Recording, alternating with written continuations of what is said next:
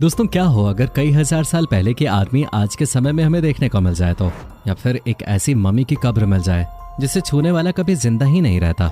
सिर्फ यही नहीं, क्या आप जानते हैं कि करीब 2000 से 3000 साल पहले भी सेलफोन हुआ करता था। जी हाँ, शायद आपको मेरे इन बातों पर यकीन नहीं हो रहा होगा, पर ये बातें सच है। आज हम आपको ऐसी ही डिस्कवरीज के बारे में बताने जा रहे हैं जिन्हें देखकर आप भी हैरान हो जाओगे। तो आइए दोस्तों, वीडियो को शुरू करते हैं। लेकिन उससे पहले यदि आप हमारे चैनल पर नए हैं तो चैनल को सब्सक्राइब करना ना भूलें और वीडियो को अंत तक जरूर देखें। Iron age body found by the archaeologist. दोस्तों ये तो हम सब जानते हैं, इंसान के मर जाने के बाद जब उसकी बॉडी को दफन किया जाता है तो कुछ ही दिनों में उसके शरीर का सारा मांस और बाल गल जाते हैं और सिर्फ हड्डियां ही बचती हैं। लेकिन जब कुछ दिनों बाद उस बॉडी को देखा जाता है तो सिर्फ कंकाल दिखाई देता है। लेकिन दोस्तों साल 1952 में एक चमत्कार हो गया।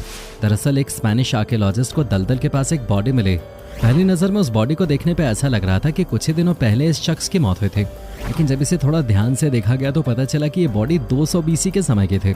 पर सवाल ये था कि इतने सालों बाद इस बॉडी का कंकाल बन जाना चाहिए था, लेकिन ऐसा कुछ नहीं हुआ। जैसा कि आप देख सकते हैं कि इसका सिर्फ चेहरा छोड़कर बाकी सब कुछ प्रिजर्व्ड है। नाखून से लेकर बालों तक सब वैसे का वैसा ही है। यहाँ तक कि बॉडी के ऊपर मांस तक दिखाई दे रहा था। यहाँ तक कि ये भी पता किया जा सकता था कि इस आदमी ने मरने से पहले क्या खाया होगा। और रिसर्च करने पे ये पता चला कि इस बॉडी के ऊपर काफी सारे घाव मौजूद थे जो शायद उसे दलदल में गिरने से या उससे पहले लगे हों। आपको क्या लगता है दोस्तों, बॉडी कैसे इतनी सही सलामत बची होगी? कमेंट में हमें इसके पीछे का कारण जरूर बताएं अगर आपको कुछ जानकारी हो तो। Terracotta army. दोस्तों चीन में शांगजी प्रांत की राजधानी और राष्ट्रपति शी जिनपिंग के अपने शहर में पक्की मिट्टी यानी टेराकोटा से बने 8000 सैनिक 2000 साल से अपने राजा के कब्र की सुरक्षा कर रहे हैं। सुनने में थोड़ा अजीब लगेगा पर यह सच है। इसे पूरी दुनिया में टेराकोटा आर्मी के नाम से जाना जाता है। शांगजी जाने वाले लोगों के लिए ये एक लोकप्रिय टूरिस्ट डेस्टिनेशन है। बात 1974 की है जब 29 मार्च को शांगजी के किसान कुआं खोद रहे थे, तभी उन्हें इस आर्मी के बारे में पता चला। इसके बाद 1.5 किलोमीटर के दायरे में खुदाई करवाई गई। तब एक फुटबॉल के ग्राउंड के बराबर के हॉल में 11 कतारों में खड़े 8000 सैनिक जमीन से बाहर निकले। इन सैनिकों की कई खासियतें हैं। हर सैनिक की ऊंचाई अलग अलग है, उन्हें अलग अलग भूमिका दी गई है और ये उनके चेहरे और पहनावे से भी साफ दिखता है।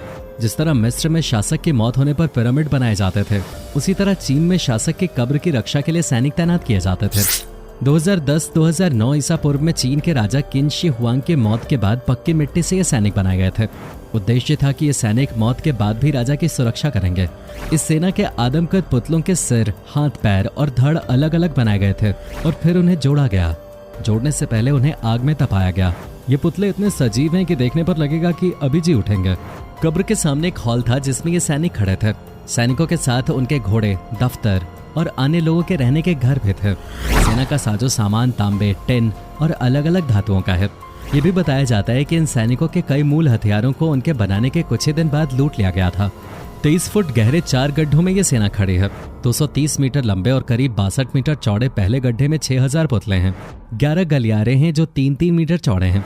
लकड़ी से बनी इनकी छत को बारिश से बचाने के लिए मिट्टी की परतों को विशेष उपाय के साथ चढ़ाया गया है। अन्य गड्ढों में घुड़सवार और युद्ध में काम आने वाली गाड़ियां हैं। Discovery of Tutankhamun's tomb. जब भी प्राचीन मिस्र का नाम आता है मन में तरह तरह के सवाल पैदा हो जाते हैं, जैसे मम्मी, मकबरा, पिरामिड। यहाँ अक्सर प्राचीन समय की मम्मी मिलती रहती है। अब हम आपको एक ऐसी रहस्यमयी मम्मी की कहानी बताने जा रहे हैं जिसके बारे में कहा जाता है कि उसे आज तक जिसने भी छुआ उसकी मौत हो गई। ये रहस्यमयी मम्मी मिस्र के सबसे कम उम्र के राजा तूतनखामेन के थे, जो करीब 3200 साल से जमीन के अंदर दफन थे। इसे 97 साल पहले यानी साल 1922 में खोजा गया था। ब्रिटिश पुरातत्ववेत्ता हावर्ड कार्टर ने इस रहस्यमयी मम्मी की खोज की थी। कहते हैं कि तूतनखामेन की कब्र के नीचे बेशकीमती खजाना गड़ा हुआ था। जब उनकी कब्र खोजी गई तो पुरातत्ववेत्ताओं ने उनकी मम्मी के नीचे सीढ़ियां ढूंढी जिससे कमरे तक पहुंचने का रास्ता था। वो कमरा सोने चांदी से भरा हुआ था। तूतनखामेन के मकबरे के दरवाजे पर मिस्र की प्राचीन भाषा में एक चेतावनी भी लिखी हुई थी। चेतावनी में साफ साफ लिखा हुआ था कि जो भी राजा तूतनखामेन की शांति को भंग करेगा उसकी मौत हो जाएगी। हालांकि इसके बावजूद पुरातत्ववेत्ताओं ने उस चेतावनी को नजरअंदाज कर दिया, जिसका असर यह हुआ कि एक एक कर हावर्ड कार्टर की टीम के सभी सदस्यों की मौत हो गई। इन सभी लोगों ने मिलकर कब्र से तूतनखामेन की मम्मी को हटाकर खजाना निकाला था। मौत का सिलसिला यही नहीं थमा, बल्कि हावर्ड कार्टर को जिस शख्स ने तूतनखामेन की कब्र और खजाना खोजने की जिम्मेदारी दी थी उसकी भी कुछ ही महीनों में रहस्यमयी तरीके से मौत हो गई। ये शख्स थे लॉर्ड जॉर्ज कार्नरवन, जिन्होंने सबसे पहले तूतनखामेन के कंकाल को छुआ था। कहते हैं कि बाद में तूतनखामेन की रहस्यमयी मम्मी को जिन जिन लोगों ने देखा वो या तो पागल हो गए या किसी न किसी वजह से उनकी मौत हो गई। मिस्र के राजकुमार अली कामिल के साथ भी कुछ ऐसा ही हुआ। दरअसल वो और उनकी पत्नी दोनों उस रहस्यमयी मम्मी को देखने पहुंचे थे, लेकिन घर लौटते ही उनकी पत्नी को न जाने क्या हुआ कि उन्होंने राजकुमार की हत्या कर दी। इन घटनाओं के बाद से उस मम्मी को शापित माना जाने लगा। हालांकि बाद में हावर्ड कार्टर की मांग पर सरकार ने उस रहस्यमयी मम्मी को फिर से उसी जगह पर दफना दिया। लेकिन कुछ सालों के बाद लॉर्ड जॉर्ज कार्नरवन की बेटी लेडी एवलिन के आदेश पर फिर से उस मम्मी को कब्र से बाहर निकाला गया और उसे मिस्र से लंदन लाया गया, जहां उसे म्यूजियम में रखा गया। कहते हैं कि लेडी एवलिन उस मम्मी से इतनी प्रभावित थी कि वो रोज म्यूजियम में उसे देखने जाते थे। एक दिन जब वो मम्मी देखने के बाद बाहर आई तो अचानक उन्हें दिल का दौरा पड़ा और उनकी भी मौत हो गई। Atlantis discovery. प्राचीनतम सभ्यताओं में से एक मानी जा रही अटलांटिस सभ्यता का जिक्र कभी प्लेटो ने अपनी रचनाओं में किया था। माना जाता है कि ग्रीक सभ्यता का शहर अटलांटिस अटलांटिक महासागर में एक टापू पर स्थित था। इस शहर का जिक्र यूनान के दार्शनिक और गणितज्ञ प्लेटो की कहानियों में मिलता है। दोस्तों बता दूं कि लगभग 3000 साल पहले अटलांटिस नाम का एक पूरा शहर अचानक गायब हो गया था। यह आज तक की सबसे बड़ी और सबसे रहस्यमयी पुरातात्विक खोज मानी जाती है। ईसा पूर्व 360 में महान दार्शनिक प्लेटो ने समुद्री तूफान में बह चुके इस अटलांटिस शहर के बारे में लिखा है। शोधकर्ता मानते हैं कि एक खतरनाक सुनामी में 3000 साल पहले ये शहर अचानक डूब गया था, लेकिन इसकी सच्चाई अभी तक किसी को नहीं पता। पौराणिक कहानियों के मुताबिक अटलांटिस को समुद्र के देवता पोसेडो ने बनाया था, जो आज के एशिया से भी बड़ा था। समुद्र की गहराइयों में इस शहर की खोज के बाद से अब तक बड़ी संख्या में इसके स्मारकों, भवनों और महलों के अवशेष मिले हैं। इससे पता चलता है कि ये कोई छोटा मोटा शहर नहीं रहा होगा, बल्कि इसके खंडहरों के अवशेष सैकड़ों किलोमीटर में फैले हुए पाए गए हैं। दोस्तों मोबाइल फोन का नाम आते ही हम सोचते हैं कि एक समय वो भी था जब कबूतरों के माध्यम से संदेश भिजवाए जाते थे। बाद में चिट्ठी के माध्यम से संदेश भेजने का सिलसिला शुरू हुआ, जिसमें महीनों बाद भी संदेश नहीं पहुंच पाता था। पर आज के मॉडर्न युग में मोबाइल फोन से हम ऐसे बातें करने लगे हैं जैसे कि मानो आमने सामने बैठे बातें कर रहे हो। साथ ही दुनिया में होने वाली सारी घटनाओं की जानकारी हमें घर बैठे पता चल जाती है। इसकी वजह है हमारे स्मार्टफोन, जिन्हें 1973 में इन्वेंट किया गया था। लेकिन क्या हो दोस्तों, अगर मैं आपसे कहूं कि ये मोबाइल फोन आज से 2800 साल पहले भी लोगों द्वारा इस्तेमाल किए जाते थे तो आप शायद मेरी बातों पर विश्वास नहीं करेंगे। पर आपको बता दूं कि ऑस्ट्रेलिया के एक टाउन में खुदाई के दौरान आर्कियोलॉजिस्ट को एक मोबाइल मिला जो दिखने में किसी नोकिया फोन की तरह था। पर खास बात यह थी कि वो 19वीं शताब्दी का नहीं बल्कि 2800 साल पुराना था। ऐसे में सभी के मन में ये सवाल आने लगे कि आखिर इतनी पुरानी सभ्यता के पास ये मोबाइल कहाँ से आया होगा और इसे बनाया किसने होगा। पर अब भी ये एक रहस्य ही बनकर रह गया। लोहे का हथौड़ा। दोस्तों हम थॉर के हैमर की बात नहीं कर रहे हैं जिसकी मदद से थॉर दुनिया को बचाता है। दरअसल आपको जानकर हैरानी होगी कि अमेरिका में सन 1934 में लाइमस्टोन के चट्टानों में से एक लोहे की हथौड़ी खोजी गई जिसके 140 मिलियन साल पुराने होने का दावा किया गया। इस हथौड़ी के बारे में रोचक बात यह है कि इस हथौड़ी में लगा हुआ लकड़ी का हैंडल अंदर से पूरी तरह से कोयला बन चुका था, यानी लकड़ी बहुत साल पुरानी होने की वजह से तपती गर्मी या जलने की वजह से उसकी राख बन चुके थे। एक और रोचक बात यह थी कि लोहा बिल्कुल शुद्ध था। इतना पुराना होने के बावजूद भी उसमें जंग का नामो निशान तक नहीं था। इतना शुद्ध लोहा आज तक किसी भी खदान से निकाला ही नहीं गया। इस हथौड़ी का अनुमानित समय 145 से 60 मिलियन साल पहले का लगाया जाता है। लेकिन चौंकाने वाली बात तो यह है कि इंसानों ने 10,000 साल पहले ही औजार बनाना सीखा था। इसका मतलब यह हुआ कि यह हथौड़ी उससे भी पुराने समय की है। Lost city. दोस्तों अगर आप कभी किसी समुद्र के किनारे जाएं और मैं आपसे पूछूं कि आपको वहां क्या मिला तो आपका जवाब क्या होगा?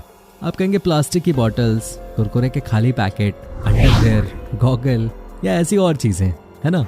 पर क्या आपने कभी कल्पना की है कि आपको पानी के नीचे कोई शानदार शहर देखने को मिल जाए? यकीन नहीं हो रहा ना? आप शायद सोच रहे होंगे कि क्या मनगढ़ंत फिल्मी कहानियों की तरह बोल रहा है आदमी।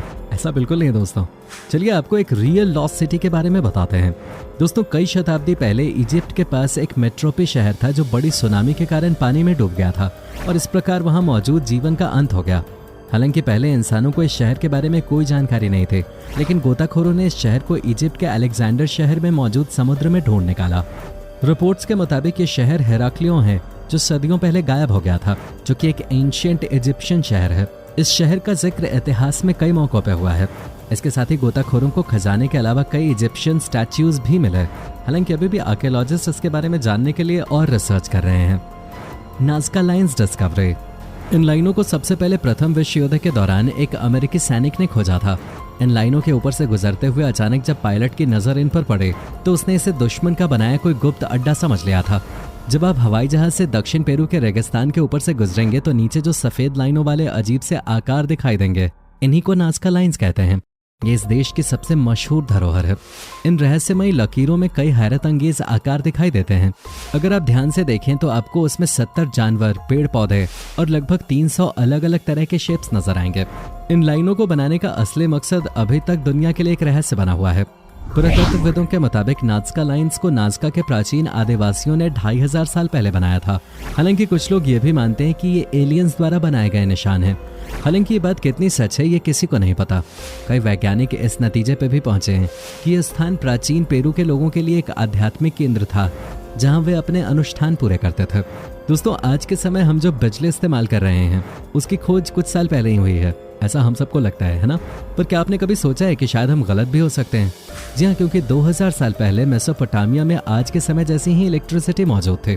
जी हाँ, आर्कियोलॉजिस्ट को कुछ सालों पहले 680 साल पुरानी बैटरी मिली जो उस समय इलेक्ट्रिसिटी जनरेट कर करंट सप्लाई करते थे। सिर्फ इतना ही नहीं, आपको ये जानकर और भी हैरानी होगी कि इस बैटरी में सिलेंड्रिकल शेप में कॉपर और आयरन ट्यूब्स भी मिले जिससे इलेक्ट्रिसिटी जनरेट होते थे। हालांकि रिसर्चर्स आज भी इस रहस्य से पर्दा नहीं उठा पाए कि ये बैटरी किन रिसोर्सेज के लिए बनाई गई है और इनका इस्तेमाल तब किन चीज़ों के लिए और क्यों किया जाता था। और दोस्तों, इससे ये तो पता चल गया कि हमारी पुरानी सभ्यता के लोग भी काफ़ी एडवांस हुआ करते थे। दोस्तों, आपको क्या लगता है कि उस समय ये लोग बिजली का इस्तेमाल क्यों करते होंगे? उस जमाने में तो बल्ब और इलेक्ट्रॉनिक डिवाइसेस भी नहीं हुआ करते थे, तो ऐसा फिर क्यों था? हमें कमेंट में ज़रूर बताएं। 1000 साल पुराने जानवर का अवशेष।